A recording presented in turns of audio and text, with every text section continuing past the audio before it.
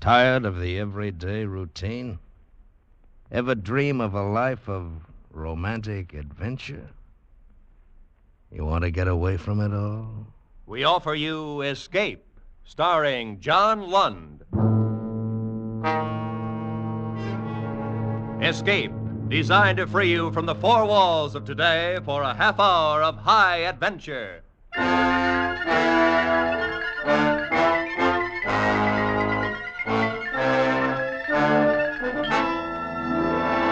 You are groping your way slowly through the dark hold of a ship at sea, moving carefully, step by step, searching intently for something you dread to find, because you know that this ship carries a cargo of death. Today, with John Lund in the role of Chris Warner, we escape to a harbor front in Venezuela and a grim voyage which started from there, as told by Martin Storm and his gripping tale, A Shipment of Mute Fate.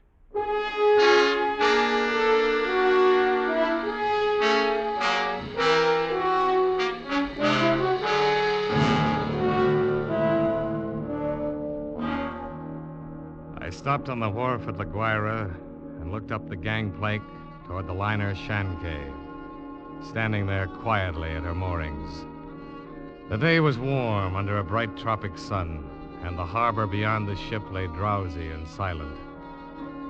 But all at once, in the midst of those peaceful surroundings, a cold chill gripped me. I shivered with sudden dread of the thing I was doing and was about to do. But too much had happened to turn back now. I'd gone too far to stop. I set the box down on the edge of the wharf, placed it carefully so as to be in plain sight and within gunshot of the captain's bridge. I knew what I was going to do, but I couldn't forget that a certain pair of beady eyes were watching every move I made. Eyes that never blinked and never closed, just watched and waited. I turned and started up the gangplank. Oh, you startled me, sir. I didn't hear... Why, it's Mr. Warner. Well, hello, Mother Willis. How's the best-looking stewardess on the seven seas? Oh, well, I'm fine, Mr. Warner. Well, I guess I'd better run along now and get on with my chores. Wait a minute. That's a fine greeting after 2 months. Well, it's just that I'm so busy. No, I don't believe a word of it. Sailing day's tomorrow. You're simply avoiding me, that's all. Oh, no, Mr. Warner. Really, I'm not. And on the trip down from New York, you said I was your favorite passenger. Well, but I'm only Here. trying... What's that you're carrying in your apron? Oh, it's nothing. Just supplies. Supplies? Here, let's have a look. No, please. What? Why, it's a cat. It's Clara, Mr. Warner. Mr. Bowman said I had to leave her ashore, and I just couldn't. Who's Mr. Bowman? The new chief steward. Well, Clara's been aboard with me for 2 years, and I just can't leave her here in a foreign country, especially with her condition, so delicate and all. Well, I hope you get away with it. You won't tell anyone? Oh, not a soul. As a matter of fact, if things don't work out right, we may both end up smuggling.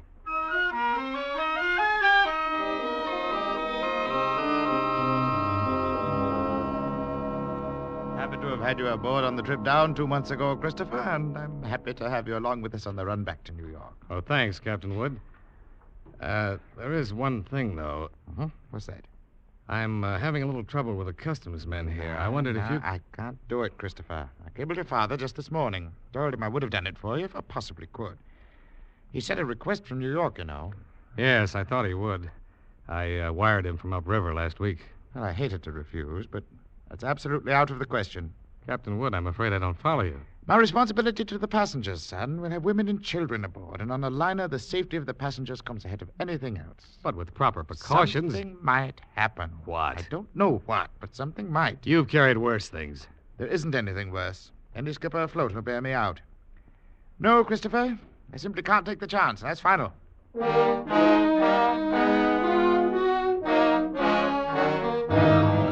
Final. It wasn't final if I could do anything about it. I hadn't come down here to spend 2 months in that stinking backcountry and then be stopped on the edge of the wharf. 2 months of it.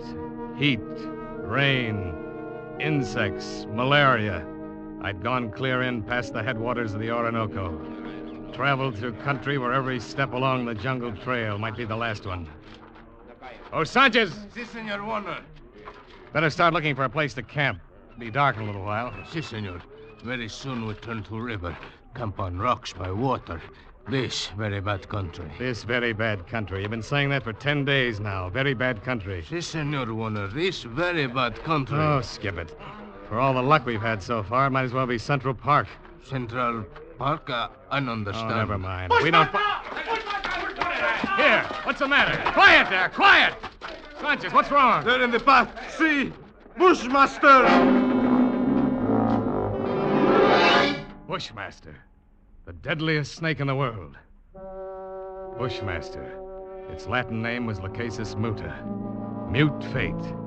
It lay there in the center of the path, a 10-foot length of silent death, coiled loosely in an undulant loop, ready to strike violently at the least movement. Here was the one snake that would go after any animal that walked, or any man. It lay there and watched us, not moving, not afraid, ready for anything. The splotch of its colors stood out like some horrible, gaudy floor mat, lying there on the brown background of the jungle, waiting for someone to step on it. Here was what I'd come 2,000 miles for, a bushmaster. It was 3 days later when Sanchez brought me the snake in a rubber bag. He was shaking so hard, I thought for a moment the thing had struck him. One thing you make sure, Senor Warner. No turn him loose in Venezuela. Because he know I the one who catch him. And he know where I live. All right, Sanchez. I'll keep an eye on him. He know you pay me to catch him. All the time he watch and wait. You no forget that, Senor Warner. Because he no forget. Not ever. Well, after going through all that trouble and danger, I wasn't going to let a pig-headed ship's captain stop me at the last minute. At least not as long as the cables were still in operation between La Guaira and New York.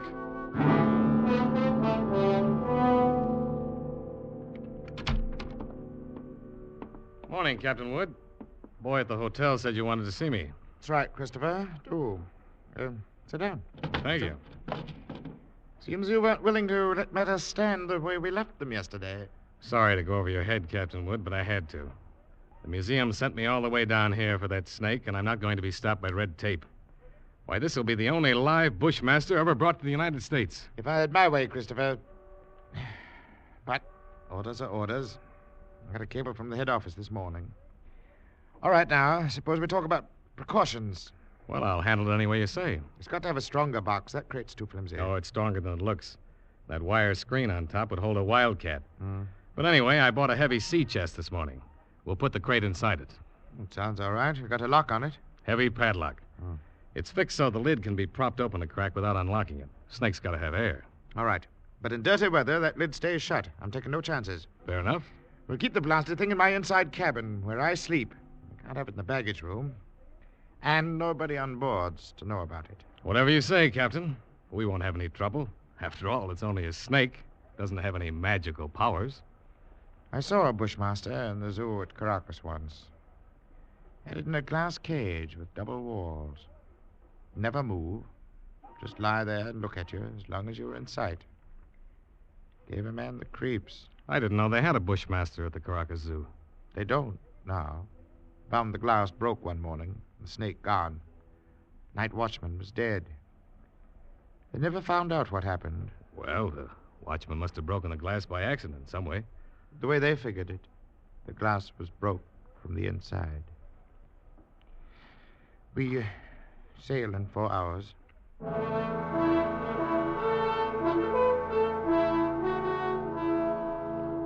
Into the Caribbean, with perfect weather and a sea as smooth as an inland lake. The barometer dropped a little on the third day, but cleared up overnight, left nothing worse than a heavy swell. But in spite of the calm seas and pleasant weather, I found myself feeling more and more often an ominous foreboding. I was developing an almost unnatural fear of that snake. I stayed clear of the passengers pretty much. Got the habit of dropping into Captain Wood's quarters several times a day. He kept the heavy box underneath his berth. I'd approach it quietly and shine my flashlight through the open crack. Never once could I catch that 12-foot devil asleep or even excited. He'd be lying there, half-coiled, his head raised a little, staring out of those beady black eyes, waiting.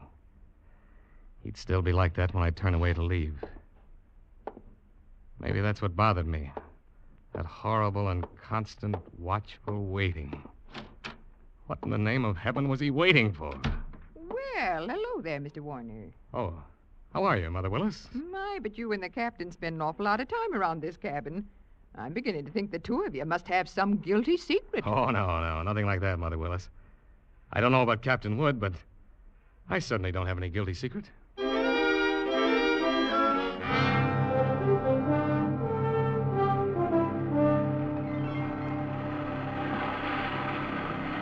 Well, she's running quite a swell out there, Mr. Bowman. Yeah, it's a little heavy, all right, Mr. Warner. Guess the storm passed through to the west of us yesterday when the glass dropped. Think it missed us then, huh? Well, that's what the mate figures. Sure stirred up some water, though. This'll put half the passengers in their bunks. Makes it great for my department. 2/3 of them will want a steward to hold their heads. They'll keep Mother Willis so busy that you... Wait, What? look at the size of that wave. Great, Jehoshaphat. We're gonna take it on the port bow. You better hang on.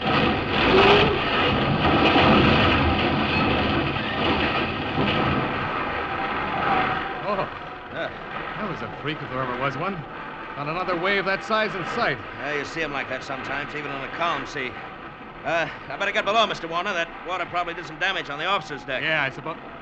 What did you say? The wheel companionway was open on the port side. The bridge cabins must have taken a pretty bad smashing. They're right below the... Something wrong, Mr. Warner? Oh, no. No, nothing at all, Mr. Bowman. At least, I hope not.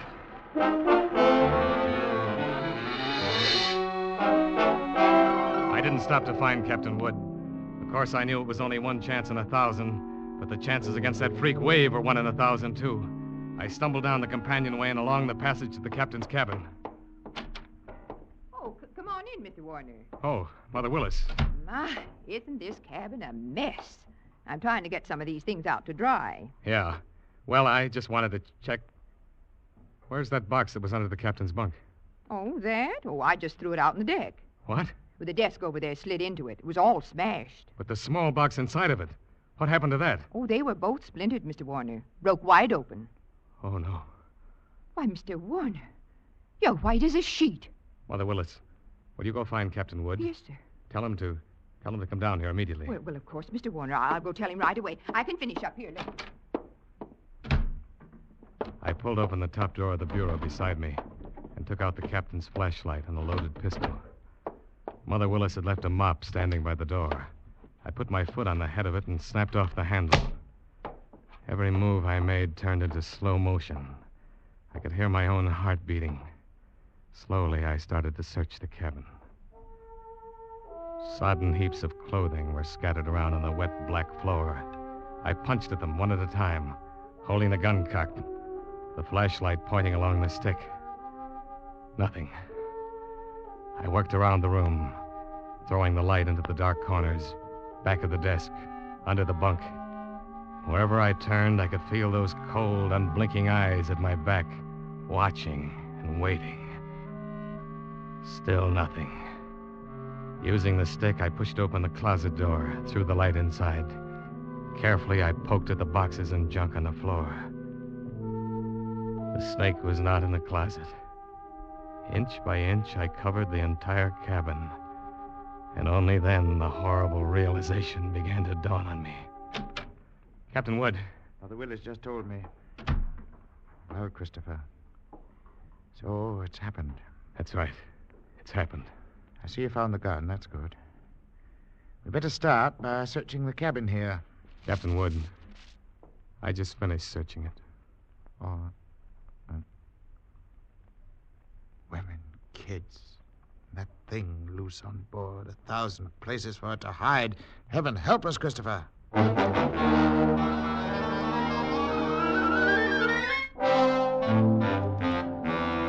Certainly is something. There's no use starting to blame anybody now, gentlemen. I didn't call you in here to pass judgment. The thing's done, and that's that. Yeah, you're right What we there, have Captain. got to do is to make up our minds how we're going to handle it. It'd be easy if we didn't have to tell the passengers and crew. I've seen panics aboard liners before. I agree with you, Mr. Bowman, but I don't quite see how we can avoid it. They got a right to know.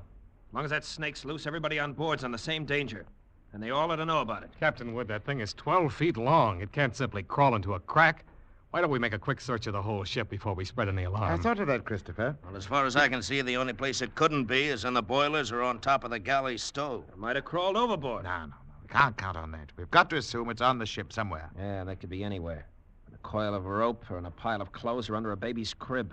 Or even You've in already said it. That Bushmaster could be anywhere. We've got to do something, and we've got to do it fast. All right. I think the best idea is to follow Mr. Warner's suggestion. Make a quick search first. You agree to that? Yes, Then, if we don't find it, we'll have to warn the passengers. We've got to find it.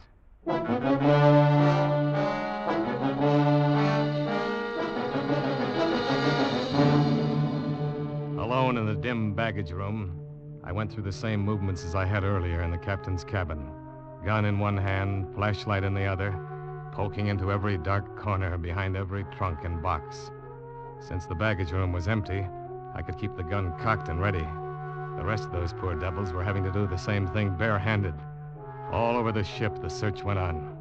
Here now, steward. What on earth are you doing, rummaging through my cabin? I'm just checking up, ma'am. Well, I'm quite sure there's nothing in here that has to be checked. I'm sorry, ma'am. It's captain's orders. It'll only take a few minutes. Well, I've never heard of such a thing. A passenger simply doesn't have any privacy at all. I've traveled on a lot of different lines, but I've certainly never heard of anything.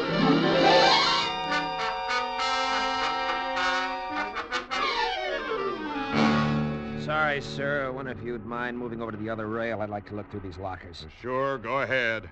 What's the matter? You lost something? No, nothing like that. No, just looking things over. Well, there's nothing in there but life preservers. Yeah, that's right. You must be getting ready to sink the boat, huh? You got to collect insurance on it, is that it? You're going to send us all to the bottom, I know.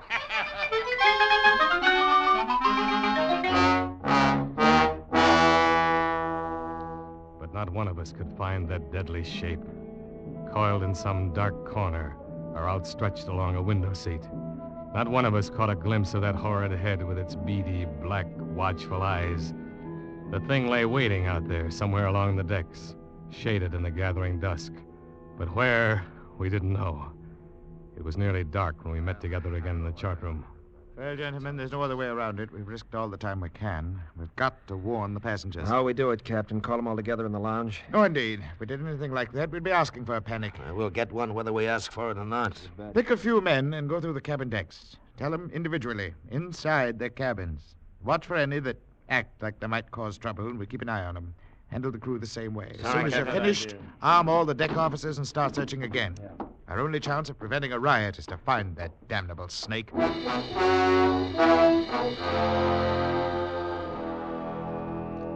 The slow nightmare that followed grew worse by the hour. None of us slept. All the ship's officers not on duty kept on with that endless search. Passengers locked themselves in their cabins or huddled together in the lounges, knowing all the time that no spot on board could be called safe. Fear was a heavy fog in the lungs of all of us, and every light on the vessel burned throughout the night. Morning came and brought no relief. Terror and tension mounted by the hour. There now, Mrs. Crane. Stop getting yourself all worked up and go back to your cabin. The horrid thing's probably crawled overboard anyway. You're just saying that. You're paid to say it. You don't know. Nobody knows. No. Everything's going to be all right. If only we could do something. If all of us could only get off this ship, they could fumigate it. Yes, that's what we've got to do. We've got to get off the ship. No, wait. Mr. Bowman, she's going to jump. Grab her. No, you don't, Eddie. Come on. Nice work, Mr. Bowman. Get her down to her cabin. And whatever you do, don't turn her loose.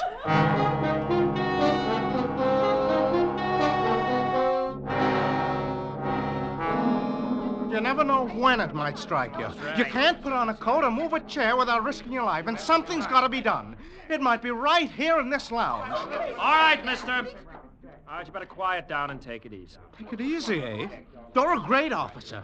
Why don't you do something about it? That thing might be crawling around here right under our feet somewhere. I said shut up. What are you trying to do, start a panic? I got a right to talk. I don't want to die, and no one's going to tell me what...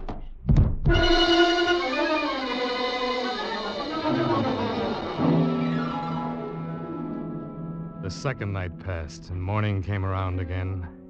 A gray and rainy day that dragged past, and then night came down. Third night of the terror. Again, every light burned, and the whole ship seethed in the throes of incipient panic. Faced by a horror they'd never met on the sea before, crew and officers alike were on the verge of revolt. Passengers sat huddled in a trance-like stupor, ready to scream at the slightest unknown sound. At 7 bells, I made my way forward to the chart room. Found Captain Wood bent over a desk. Oh, hello, Christopher. Come on in. Sit down. It's got to be somewhere, Captain Wood. It's got to be. I don't know. You could search this ship for 6 months and never touch all the places aboard. If we can only hold out for 2 more days, we'll be in. What's your home office say? Here's the latest wireless from him. Keep quiet and keep coming. What else can we do? A cigarette, Chris? Oh, thanks. How is it on the decks? Pretty bad.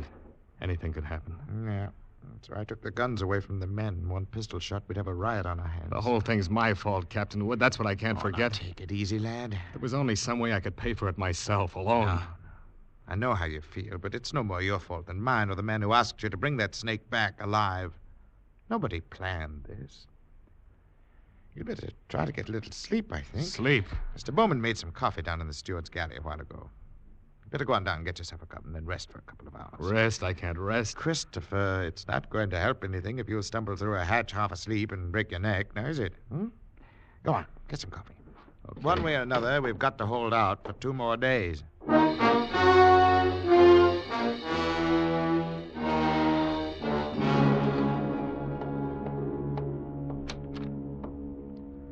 The light was on in the steward's galley, and the coffee pot was standing on the stove. It was still warm, so I didn't bother to heat it. I poured out a cup, carried it over, and set it on the porcelain tabletop in the center of the room. I started to light a cigarette. The door of the pan cupboard beneath the sink was standing slightly ajar, and I happened to glance toward it.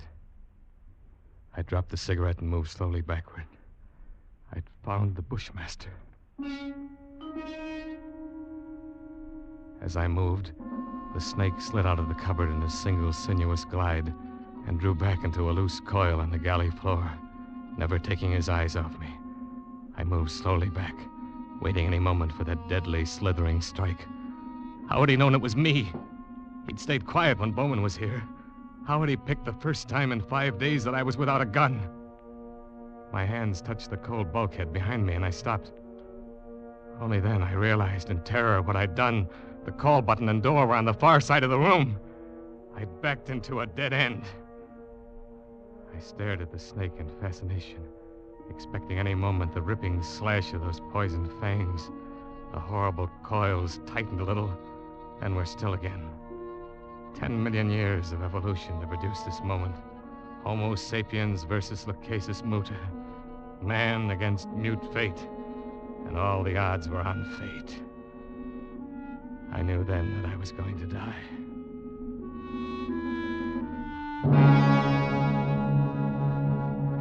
I could feel the sweat run down between the painted wall and the palms of my hands pressing against it. My skin crawled and twitched. The pit of my stomach was cold as ice. There was no sound but the rush of blood in my ears. The snake shifted again, drawing into a tighter coil. Always tighter. Why didn't the devil get it over with? And for just an instant, his head veered away. Something moved over by the stove. I didn't dare turn to look at it. Slowly, it moved out into my line of vision. It was a cat. That scrawny cat Clara that Mother Willis had sneaked aboard in La Guaira. Its back was arched. Every hair stood on end. It moved stiff-legged now, walking in a half circle around the snake. The Bushmaster moved slowly, kept watching the cat. He tightened. He was going to strike at any second. He struck and missed. The cat was barely out of reach. Now she was walking back and forth again. She was asking to die. Missed again by a fraction of an inch. He was striking now without even going to a full coil. Missed again and again, always missing by the barest margin. Each time the cat danced barely out of reach. Each time she countered with one precise spat of a dainty paw, bracing her skinny frame on 3 stiff legs. And then suddenly, I realized what she was doing. The Bushmaster was tiring, and one strike was just an instant slow. But in that split second, sharp claws raked across the evil head and ripped out both its eyes. The cat had deliberately blinded the snake. He didn't bother to coil now, but slid after her in a fury, striking wildly, always missing.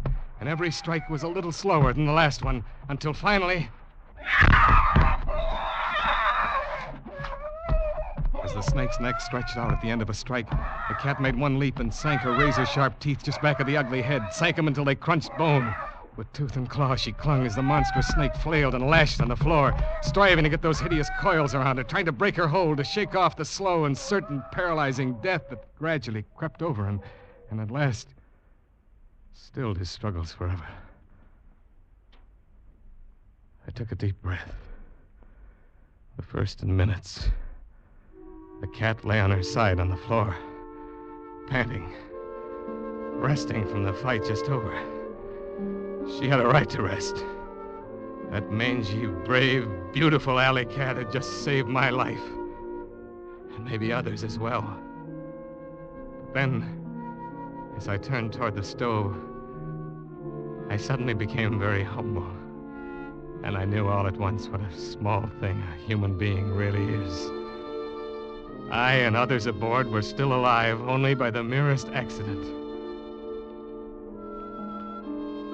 There were 3 reasons why that cat had fought and killed the world's deadliest snake.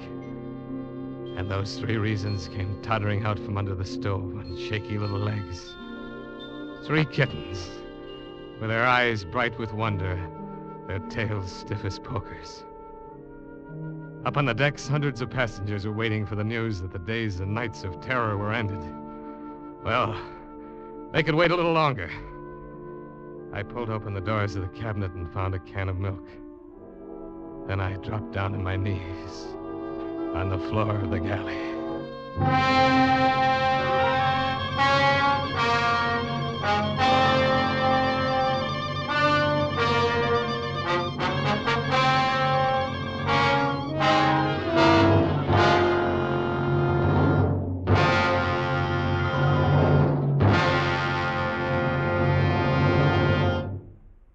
Escape, produced and directed by Norman MacDonald, has brought you John Lund in A Shipment of Mute Fate by Martin Storm, specially adapted for radio by Les Crutchfield.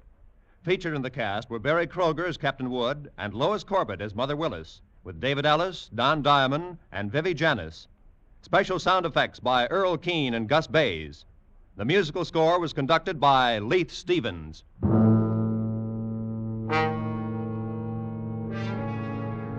Next week. You are trapped in a remote valley in the Andes, walled in by sheer rock precipices, and surrounding you, closing in on you, is a band of blind men who want your eyes.